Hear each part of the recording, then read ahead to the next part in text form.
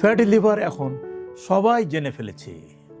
সনোলজিস্টদের কাছে যায়, পেটটা একটু মুসলামুসলি করে, অস্বস্তি বোধ লাগে, সনোলজিস্টের কাছে সরাসরি চলে যায়, অথবা কোনো ফিজিশিয়ানের কাছে যেয়ে বলে আমার লিভারটা একটু চেক করে দেন। লিভারটা চেক করা হলো, সনোলজিস্ট আল্ট্রাসোনোগ্রাফি বললো গ্রেড 1 ফ্যাটি লিভার। কালে ভদ্রে গ্রেড 2 গ্রেড 3ও পাওয়া যায়।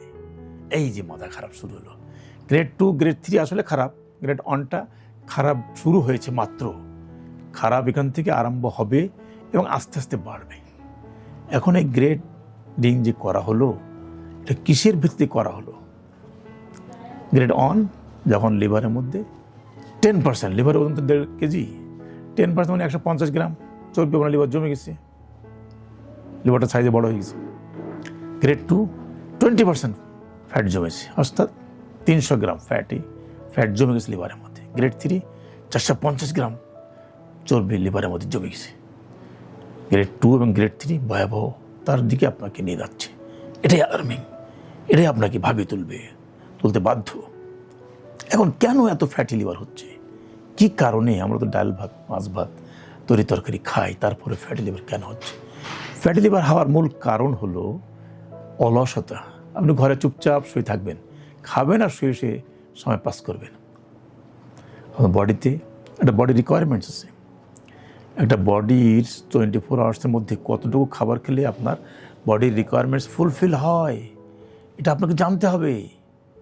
বডি ওয়েট, হাইট, বিএমআই, এগুলো আপনার নির্ধারণ করতে হবে। এবং আপনার ডায়েটিশিয়ান, পুষ্টিবিদ, ওরা আপনাকে বলে দিবে 24 আওয়ার্সের মধ্যে আপনাদের এত কিলো ক্যালোরি খাবার দরকার, আর এই খাবার এই পরিমাণ খেলে চার্ট করে দিবে। সেটা আপনি খান, তাহলে আপনার লিভারে কখনো চর্বি জমবে না। এটা খাবারের বিষয়ে। আর ঘরে চুপচাপ শুয়ে থাকবেন না, আপনার ফিজিক্যাল ওয়ার্ক করতেই হবে। দৈনিক 1 ঘন্টা পরিশ্রম, ঘাম ঝরিয়ে পরিশ্রম করবেন, তাহলে যদি আপনার অতিরিক্ত খেয়েও ফেলেন, তাহলে এই অতিরিক্ত খাবারটি লিভারে জমবে না, লিভার তাকে বার্ন আউট করে দেবে, লিভার তাকে পুড়িয়ে ফেলবে। এবং এই পুড়িয়ে ফেলাটা কারণেই আপনার লিভার চর্বি মুক্ত থাকবে। আর কাদের হতে পারে? যারা খুব অতিকায় ওবেজ, মোটা, যারা স্থূলকায় বলা হয়, ওবেসিটি বলা হয়। এই অতিরিক্ত মোটা লোক যারা, তাদের লিভারে চর্বি জমতে পারে।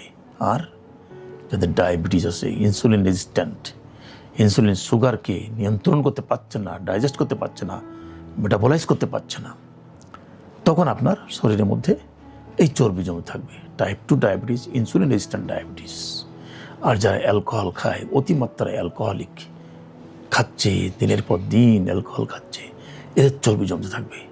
আর প্রোটিন প্রসেস ফুড যেগুলো আছে, এখন দোকানে সমস্ত রেস্টুরেন্ট দেখবেন সব প্রোটিনগুলোকে স্মোকিং করে আপনাকে সার্ভ করা হচ্ছে। খুব সুস্বাদু, খাইতে ভালো লাগে। পোলট্রি মুরগি, ব্রয়লার মুরগি, আবার এদিকে স্মোকিং করে প্রসেস করে আপনাকে খাওয়াচ্ছে, পিৎজাতে খাওয়াচ্ছে, বার্গারে খাওয়াচ্ছে, নাগেট খাওয়াচ্ছে, হটডগ খাওয়াচ্ছে। এগুলো সব প্রসেস মিট, এগুলো আপনার শরীরের জন্য ক্ষতিকারক। এবং এগুলো অতিরিক্ত, এই প্রোটিন খাবারগুলো অতিরিক্ত প্রসেস করা হয় দেখেই আপনার শরীরের মধ্যে চর্বি জমে থাকে, লিভারের মধ্যে চর্বি জমে থাকে। আর তখন আপনার লিভারের ক্ষতি থেকে লিভারের ক্ষতি আপনি নিজেই করছেন, লিভারকে আপনি ক্ষতিগ্রস্ত করছেন নিজেই। এজন্য আপনাকে এই খাবারের দিকে অতিমাত্রায় খেয়াল রাখতে হবে। যদি আপনি খেয়াল রাখতে পারেন, তাহলে আপনার লিভারের চর্বি জমাটা বন্ধ হবে।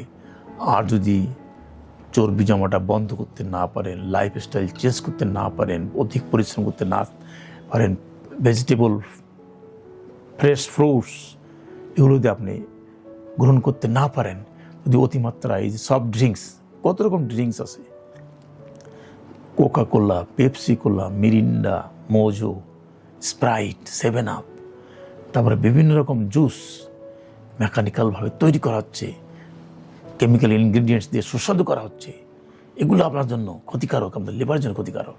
আর লিভার যদি একবার ক্ষতি হতে শুরু হয় এবং লাইফস্টাইল চেঞ্জ করতে না পারেন, তাহলে গ্রেড 1 থেকে গ্রেড 2 হবে।